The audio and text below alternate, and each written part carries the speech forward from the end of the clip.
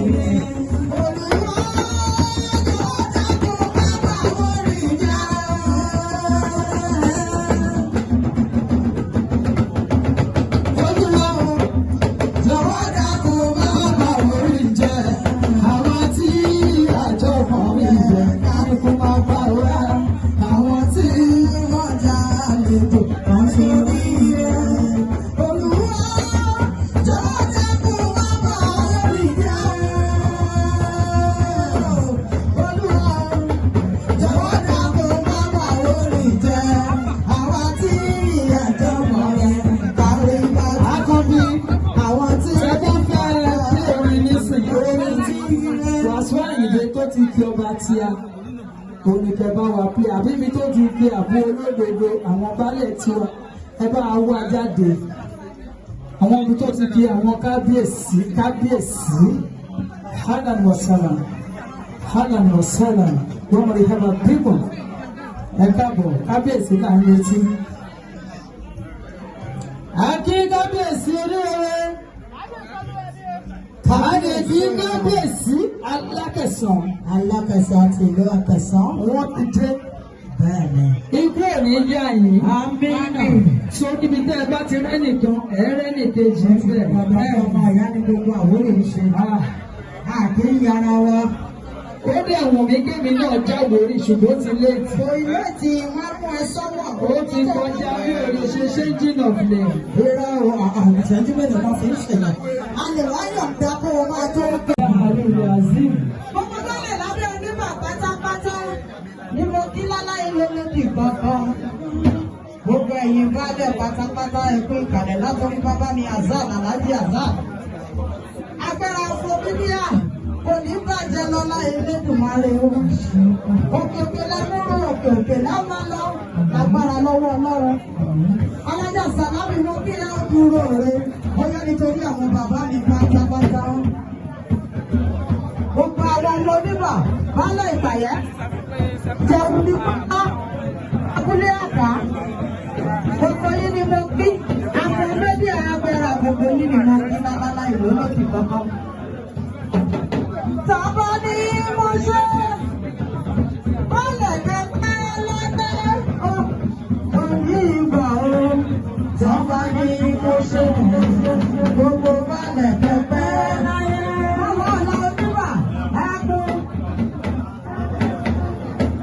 Tàbá ní mo ṣe.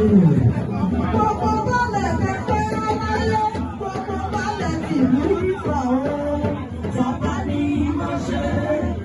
Gbogbo bálẹ̀ kẹ́kẹ́ láyé.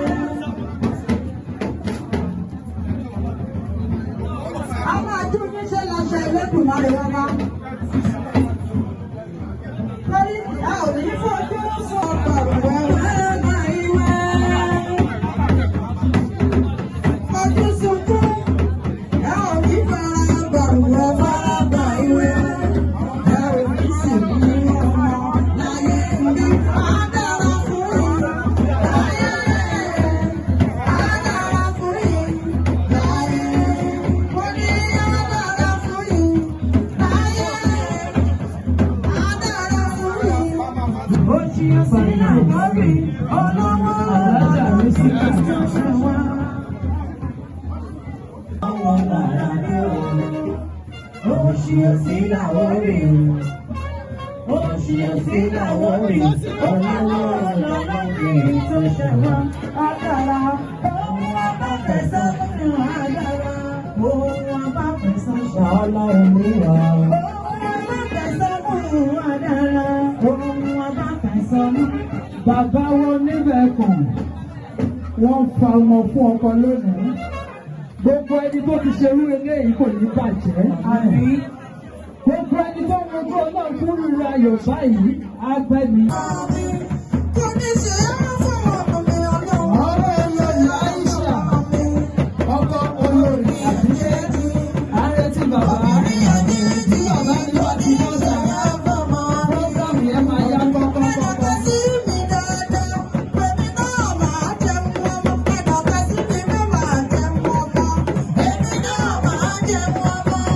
Àwọn baálẹ̀ wà tí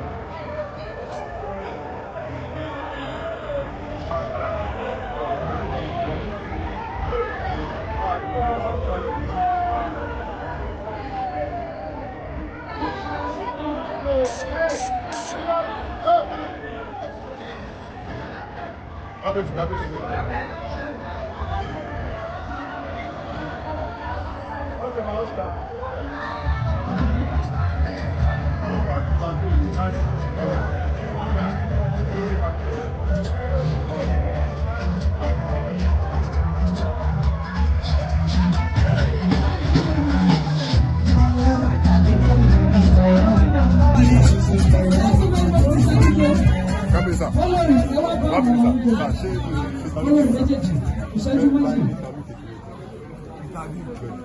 olórí méjèèjì ẹ wá bá àwọn ọmọ oúnjẹ ìṣẹ́jú púpọ̀ ní tábà ṣẹ́fẹ̀ ibi ìwà ìyàwó nìkan ó yẹ pèsè láàrin ó yẹ lóde.